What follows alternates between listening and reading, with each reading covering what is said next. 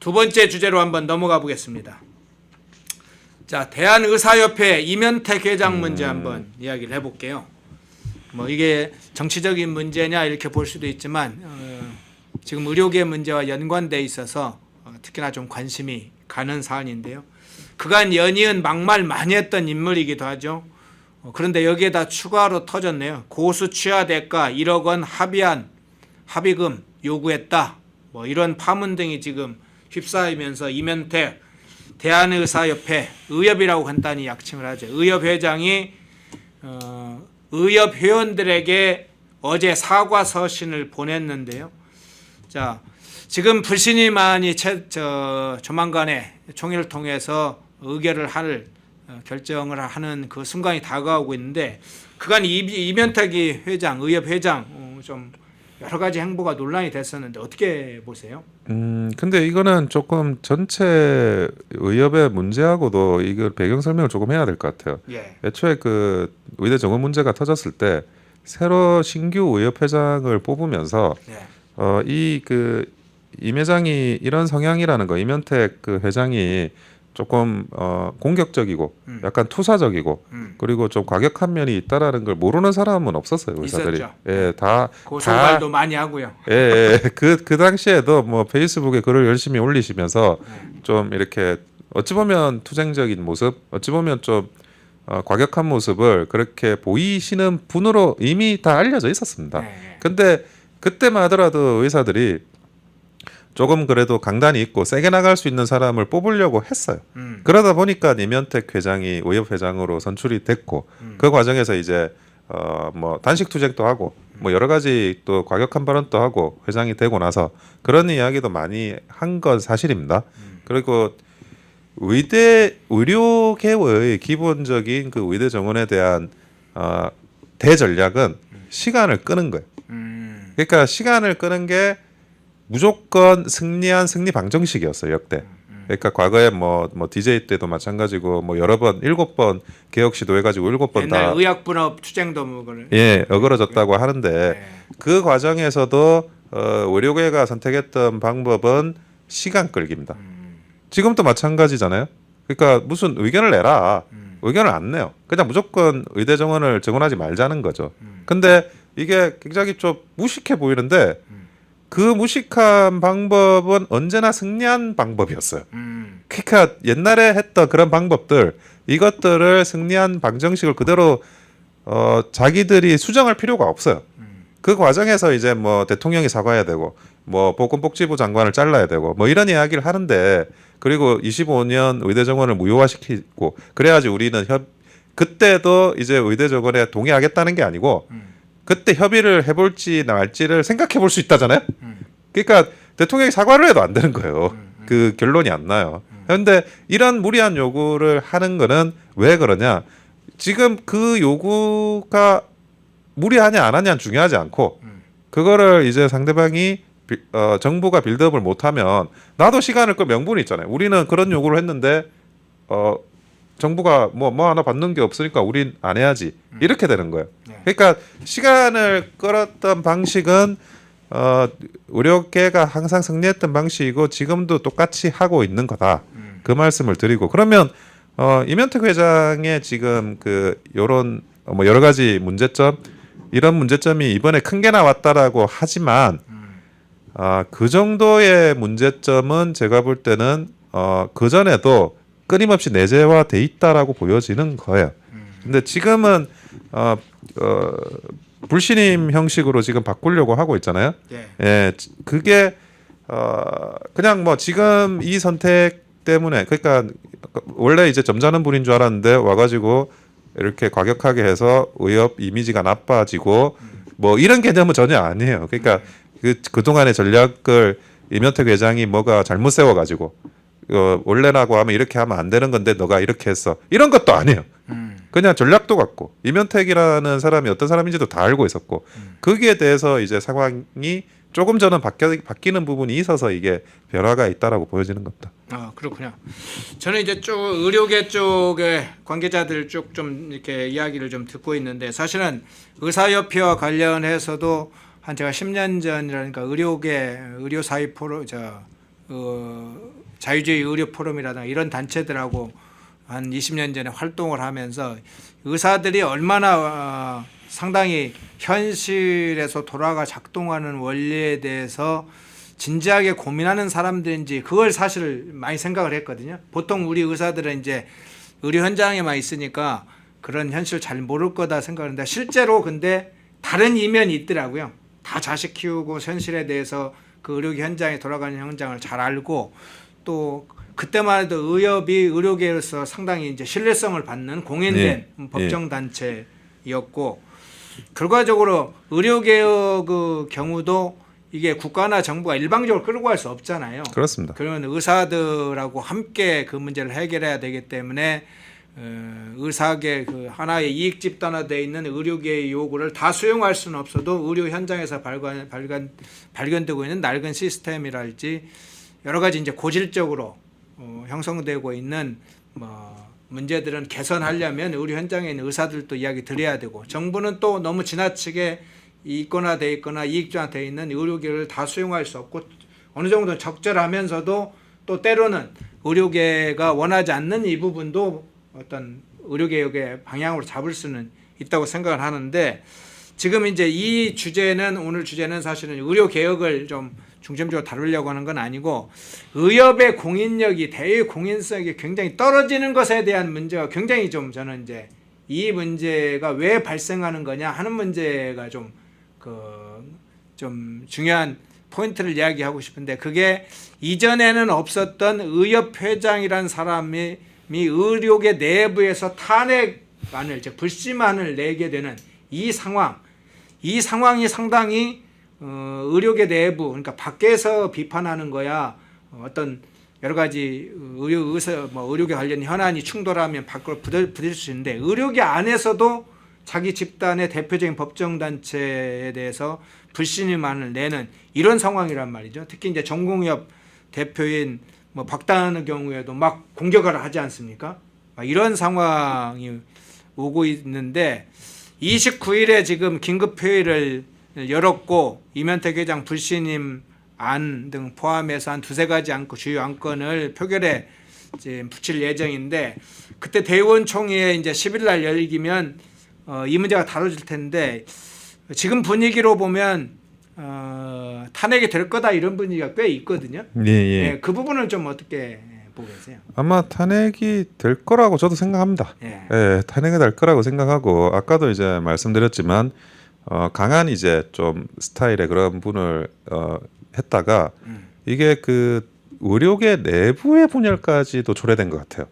그러니까 그게 문제 더 큰 문제예요. 그러니까 의협이라는 게 어쨌든 뭐 여러 가지 단체가 있을 수는 있어요. 그것도 뭐 간호사들도 있고 뭐 간호조무사들도 있고 의료를 구성하고 있는 다양한 직군들이 있잖아요. 그렇죠. 예. 그런데 그 다양한 직군에서 의협이 가지고 있는 위상이 굉장히 컸어요. 그렇죠. 예, 의협이 가지고 있는 그런 큰 위상이 있었는데 지금 뭐 그 일치 단결된 그런 이제 행동을 보여주진 않아요. 근데 일치 단결된 행동을 보여주진 않는데 적어도 뭐 그런 이면택 회장처럼 투사형 회장이 아니고 약간 화합형이라고 했으면 이런 그 일치 단결되지 않은 수준을 넘어서 분열적인 상황이 외부에 표출되진 않았을 거라고 봐요. 그렇죠. 예, 그러니까 그런 분열적인 상황이 외부에 표출이 되니까 지금 뭐 의료계가 정부를 상대로 해가지고 좀 이렇게 뭐 협의를 하거나 아니면 전략을 세워서 진행하는 거와 변론으로 내부적인 그런 그 분열상이 전체적인 의료계의 어떤 모습, 신뢰 이런 것들을 많이 떨어뜨리는 거죠. 그러니까 약간 부끄러운 거죠. 의사들이. 근데 물론 이제 그 당시에 그 아까도 다시 말씀드렸지만 이면택 회장이 그런 분인지를 모르지 않았어요. 알고 있었죠. 알고 있으면서 회장으로 했잖아요. 네. 그러니까 그러면 투쟁적으로 나가가지고 어떤 성과를 얻어야 되는데 성과는 없어요. 그러면 분열만 생긴 거예요. 네. 분열만 생기니까 이제 이 부분의 그 스타일을 바꿔야 되겠다라는 전체적인 어떤 직역에 대한 신뢰도 이런 것들이 낮아지는 거에 대해서 그거에 대한 어떤 좀 경각심을 가지시게 된 것 같아요. 그런데 지금은 또 바뀌어야 되는 이유가 또 있습니다. 지금 2025년 의대 정원 이거 무효화 시킬 수 있나요? 지금 다 좀 있으면 수능 쳐요. 2주 뒤에. 지금 지금 불가능한 문제죠. 수시 다 현실의 접수했어요. 문제로 받아들여야죠. 의료계도. 예, 이게 2026년 의대 종원 문제를 이야기하자. 그 차원으로도 바로 넘어가는 게 사실 좋죠. 그렇죠. 네. 그러니까 지금 현재 2025년 의대 정원 문제는 돌이킬 수가 없다고요. 근데 그렇죠. 전공의들이 이야기하는 거는 25년을 백지 마라는 거고. 그렇죠. 그리고 의협도 사실은 그 주장에 동조를 하고 있어요. 근데 25년 의대 정원은 백지화 될 수가 없다고요. 그러면 이제는 어떤 문제가 생기느냐? 정부하고 협의를 해야 되는 문제가 생겨요. 근데 이면택 회장이 정부하고 협의를 잘 할 사람인가? 뭐 다 그런 류의 사람은 아니라고 보는 거예요. 그럼 이면택 회장은 그 정부에 가가지고 협의하기보다는 이렇게 들이받고 싸우고 그러면 이제 협의를 해야 될 상황이 놓여 있는데 또 협의가 안 되면 2026년 또 2025년의 정원이 그대로 가는 거예요.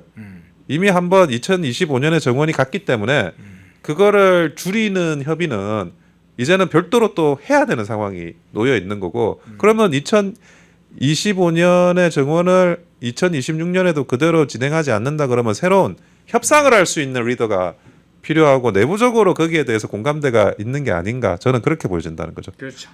사실은 투쟁을 하면서도 정부와의 그 의료 문제에 대한 현안 문제, 뭐 수가 문제든 뭐 또는 의대 증원 자체의 문제 여러 문제들 많지 않습니까? 그리고 장기적으로는 뭐 공공의료 관련된 여러 가지도 문제가 있고요. 여러 가지 논란이 있으면 투쟁도 필요하지만 사실은 협상이 있어야죠. 예. 두 가지 카드를 다 가지고 써야죠. 사실은. 두 가지를 다 해야 되는데 예. 이면택 회장은 뭐 하나의 특출난 그런 능력이 있으신 분이죠. 근데 어쨌든 불신임안이 통과가 돼서 의협회장을 새롭게 선임하는 절차로 갈 수도 있고 비대위를 유지한다 이런 의견도 있긴 한데 어쨌든 비대위가 되든 새롭게 뭐 이제 회장이 선출이 되든 간에 어쨌든 의협 지도부가 바뀌면 기류가 바뀔까 이거에 대해서는 아직은 이제 고개를 젓는 분들이 많아요. 전반적으로 의료계가 바로 지금 유턴하지는 않을 거다 이렇게 생각을 하는데 어쨌든 조금 더 협상 테이블에 나오는 적어도 자신들이 원래 의료계에서 지금 주장하고 있는 의대 중원 문제와 관련해서는 고집이 아니라 의료 전반을 위해서 새롭게 그 정부와 협의를 하는 통로는 필요하고 협상 테이블에 올라서 뭐 논박을 하더라도 이렇게는 하겠다 그런 지도부들이 등장하면 시간이 걸리더라도 개선될 가능성 이 부분은 좀 있다고는 저는 보는데 이 부분은 어떻게 보세요? 아니 그렇죠. 그러니까 의대 정원 문제도 지금의 정원을 축소시키는 문제가 필요한데 네. 그 외에 그 의사들이 또 바라고자 하는 그런 문제들이 있어요. 대표적인 게 이제 의료 사고 처리 특례법이거든요. 예. 그러니까 아까 우리 문다혜 건에 대해서는 교통사고 처리 특례법이었잖아요. 네네. 교통사고 처리 특례법이라는 게 뭐 중과실, 뭐 음주운전이나 그런 사유가 아니면 의사를 원천적으로 기소를 못하게, 그러니까 그 교통사고 운전자를 원천적으로 기소를 못하게 하는 법률이에요. 네. 그런 것처럼 그 의사도 뭐 중과실이나 고의가 아닌 이상에는 의료 사고에 대해서 원천적으로 기소를 못하게 하는 동일한 스타일의 그런 법률을 만들자고 하는 게 윤석열 정부의 입장입니다.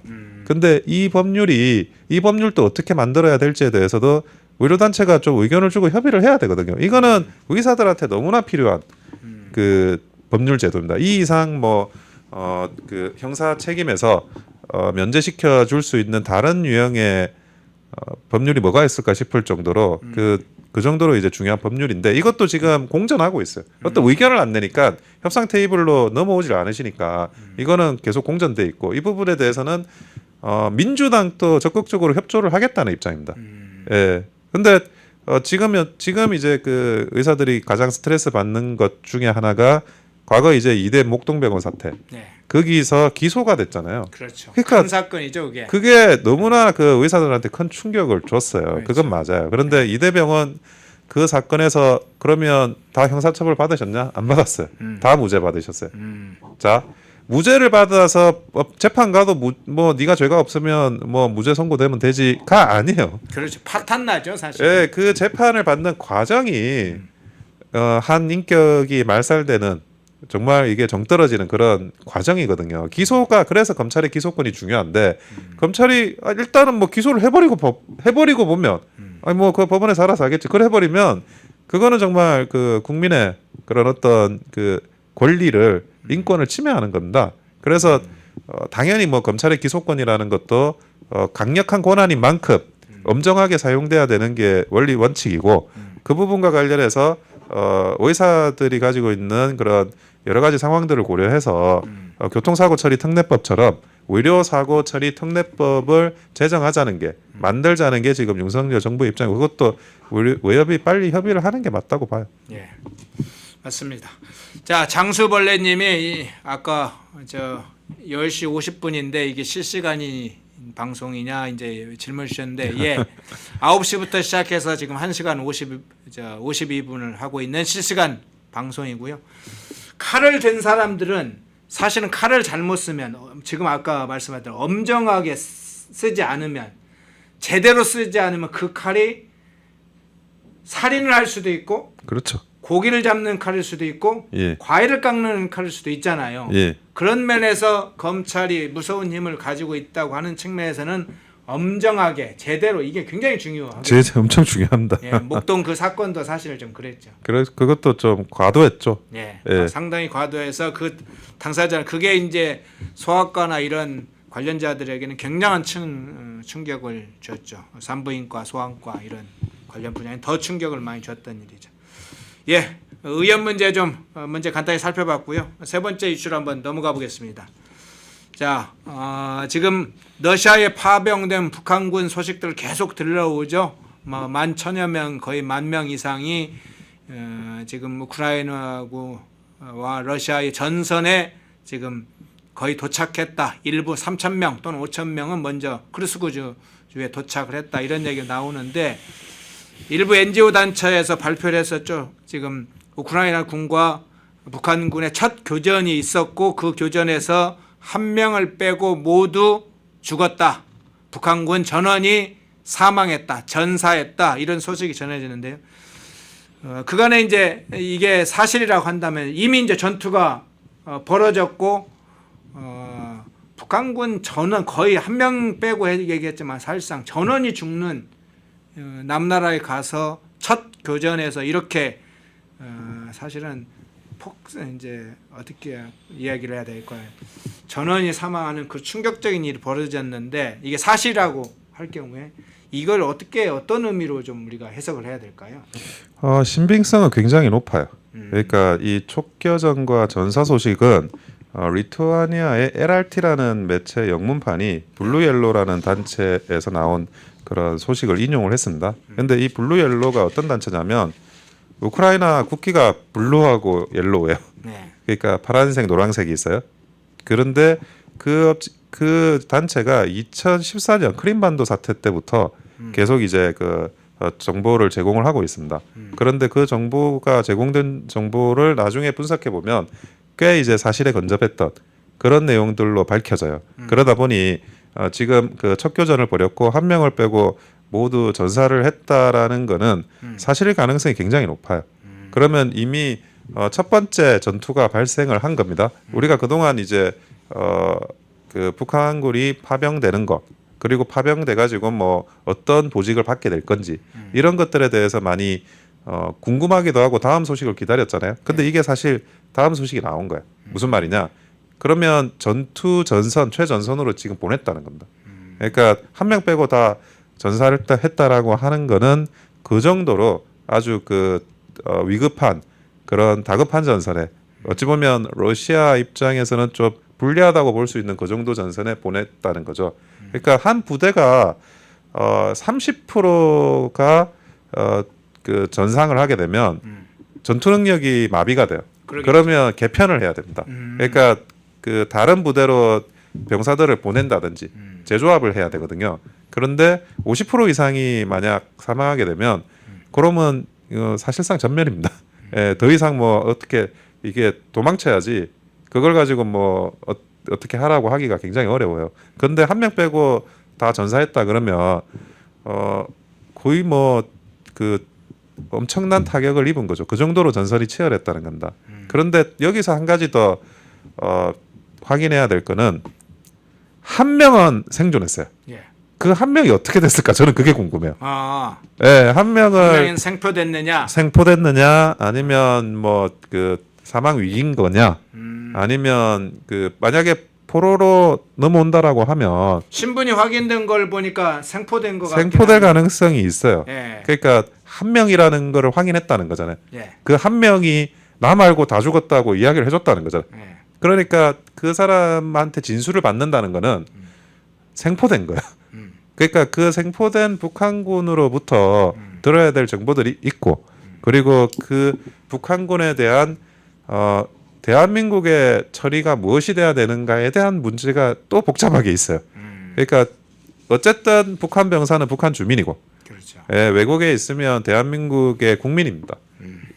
아주 그 전에는 이런 파병 사태가 없었기 때문에 한 번도 직면하지 않았던 새로운 외교 안보 관계, 북한군 포로를 어떻게 대우해서 우리가 귀순시켜야 되는 거냐 하는 문제가 생겨요.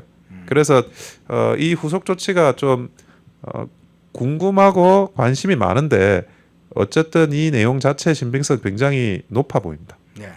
이번에 이제 크루스 그 전에 배치된 이 특수부대들이 어떤 사람들인가 보니까 대략 19살, 20살, 이제 10대 후반, 20대 초반, 상당히 젊은 사람들, 젊은 초병들, 실전 경험도 전혀 없고 훈련으로 해봐야 한 2, 3년 뭐 했을 것 같은 그런 초병들이 많이 간 걸로 지금 확인이 됩니다. 그리고 영상에도 아주 젊은 그런 병사들의 모습이 나오는데, 사실 이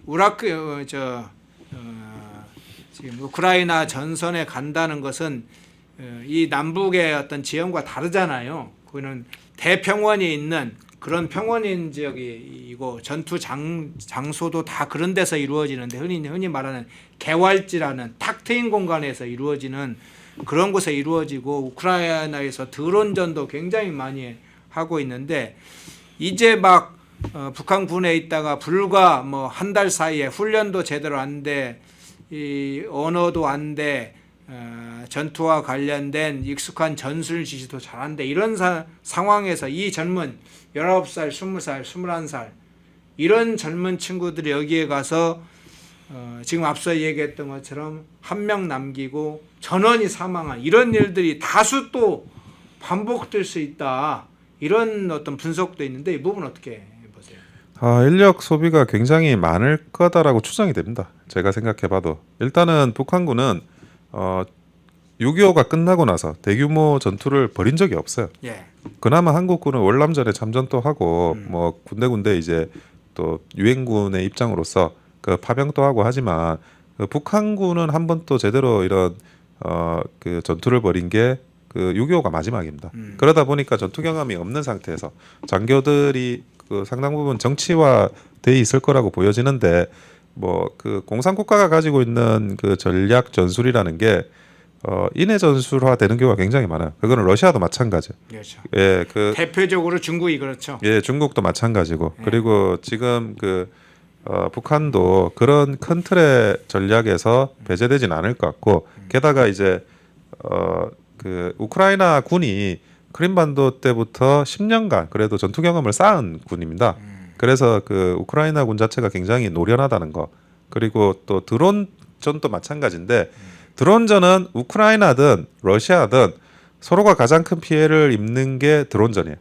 예, 그 모두가 드론전에서 큰 피해를 입고, 또 우크라이나를 인접하고 있는 러시아의 지형이 개활지 형식이잖아요. 네. 그러니까 드론으로 그 소형 드론 특히 파악하기가 굉장히 좋은 상황에서 그러겠네. 시야가 확보된 상태에서 서로 많은 피해를 보고 있는데, 드론에 익숙하지도 않고 북한군 병사 중에 드론을 그 전에 본 사람도 없을 거예요. 민간 드론이라도. 그러겠죠. 예, 그런 상황에서 그런 예측 불가능한 그런 공격을 받으면 대응이 극히 어려울 거다. 그리고 지금 현재 뭐 그 미국도 마찬가지지만 소형 드론에 대한 대비책이 어느 나라든 그렇게 만만치가 않습니다. 오히려 대형 드론은 이런 전파 방해라든지 그런 걸 쏴가지고 진행을 할 수가 있는데, 전파 방해 장비 자체가 좀 사이즈가 커요.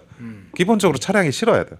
그래서 미국도 소형 드론을 상대할 수 있는 그 병사가 휴대할 수 있는 어떤 대드론 그런 무기를 개발은 하고 있는데 아직 그게 정확하게 이루어지진 않았어요. 그런데 그러니까 그 과정에서 드론에 의한 그런 피해가 북한군이 많이 이렇게 발생할 것 같습니다. 네. 지금 이제 제기되고 있는 여러 문제들이 있습니다. 이제 대북 심리전의 효과 문제도 제기돼서 대북 확성기를 통해서 우리가 지금 접경 지역에서 심리전을 하고 있죠. 상당한 효과가 있다고 그래요. 그래서 우크라이나 전선에서도 대북 심리전 해야 된다 이런 이야기도 있고요. 여기에다 국정원이 지금 우크라이나의 대북 정보관, 분석관 이런 사람 지금 파견하는 걸로 알려져 있잖아요. 네. 뭐 지금 나토에는 일부 국정원 고위 관계자가 가 있고 추가적으로 우크라이나에 보낼 걸로 지금 알려져 있는데 국정원이 공적으로 어제 이런 이야기를 했습니다. 우리 정부나 국정원에서는 참관단이나 신문조라는 용어를 사용한 적 없다. 내용상으로는 그런 기능을 수행하는 조직을 파견하는 걸 검토해 볼 수 있다고 이렇게 밝혔는데 그래서 신문조라는 용어 자체는 원래 없다. 그 전에 왜 이게 논란이 됐냐면 이재명이 그 얘기를 했었죠. 언론에서 이제 신문 그쪽을 파견하는 대북 심리관 또는 뭐 정보관, 분석관 이런 걸 파견을 하고 가서 신문도 할 거다. 포로군 북한군 포로가 생기면 신문을 할 거다. 이렇게 나오니까 그에 대해서 나온 거죠.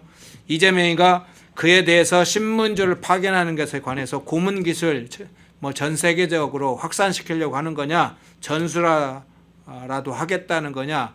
그러면서 상당히 논란이 됐어요. 고문 기술 전수라. 그래도 저는 상당히 용어 자체가 사실은 충격적이었어요. 요즘 들을 수 없는 근데 이 이야기 들었을 때 어떠셨어요? 근데 그게 참 충격적인데요. 네. 근데 김대중 정부 시절인 1998년 9월에 국정원의 전신인 안기부에서 네, 고문이 있었습니다. 그렇죠. 예, 그리고 그 고문을 기초로 해서 유죄 판결, 그러니까 유죄 판결이 발생한 게 있는데 그게 이제 총풍 사건이에요. 그러니까 그게 김대중 정부 때. 예, 그 유죄 판결에 그 유죄 판결이 안기부의 고문 후에 작성된 진술서를 토대로 이루어졌다라고 하는 그런 무죄 판결이 그 이후에 있었습니다. 그러니까 실제로 DJ 때 고문이 있었던 거죠. DJ 정부 때. 그리고 그거는 이제 변론이고 우선은 그 정보분석관이든 참관단이든 또는 뭐 신문조든 아니면 뭐 전황 분석팀이든 명칭은 중요하지 않아요. 근데 누군가는 가야 돼요. 우크라이나에 누군가는 가야 되고 그리고 이제 당연히 아까도 말씀드렸지만 북한군이 포로가 되면 그 정보와 기순 의사를 확인해야 됩니다. 기순 의사를 확인하는 것은 결국 한국 정부의 그 누군가가 가서 확인해야 돼요. 그리고 이제 뭐 북한군이 그런 어떤 전술 전략적인 움직임이나 이런 것도 우리나라의 안보를 위해서도 파악을 하고 있어야 됩니다. 그게 전에 듣기만 해서는 다 알 수가 없어요. 그러니까 반드시 누군가는 가야 된다. 그래서 뭐 참관단이든 뭐 제가 말씀드리다시피 그 전황 분석팀이든 가야 되는데 제가 그 윤석열 정부에는 그 말을 꼭 하고 싶어요. 우크라이나 전선에 누구를 보내는 이 문제는 국방부 장관이 그립을 잡고 하면 안 돼요. 예. 그거는 외교부 장관이 그립을 잡아야 됩니다. 아, 그렇습니까? 예, 예. 그 국방부 얘기, 장관이 그립을 잡으면 이게 군인이 간다가 돼요. 그런데 외교부 장관이 그립을 잡으면 외교관이 간다가 되는 겁니다. 이게 굉장히 큰 차이예요. 그러네요. 정무적으로. 네. 예. 그러면 그렇다 하더라도 뭐 외국에 그 외교 공간에 나가 있는 외교관에 뭐 외무고시 합격한 사람만 있느냐? 그건 아니잖아요. 군인도 있어요. 네. 그 군인이지만 외교관 신분으로 가는 사람들이 있어요. 뭐 국정원에서 외교관 신분으로 가는 사람이 있잖아요. 그렇죠. 그런 것처럼 뭐 그렇지만 대사관에 다 국정원 직원들이 있잖아요. 그렇죠. 네. 그러니까 그런 것처럼 하지만 누가 대외적으로 이 그 우크라이나 전선에 한국 정부 사람을 보내는지를 말을 하느냐는 이게 정무적으로는 너무나 중요합니다. 그러니까 이게 국방부 장관이 하면 이게 마치 파병인가? 그렇게 읽혀질 수가 있어요. 네네. 그러니까 그렇게 되지 않도록 외무부 장관이 이 문제를 그 주도를 해가면서 발언을 하기를 제가 윤석열 정부에 부탁드리는 겁니다. 중요한 얘기 해주셨네요.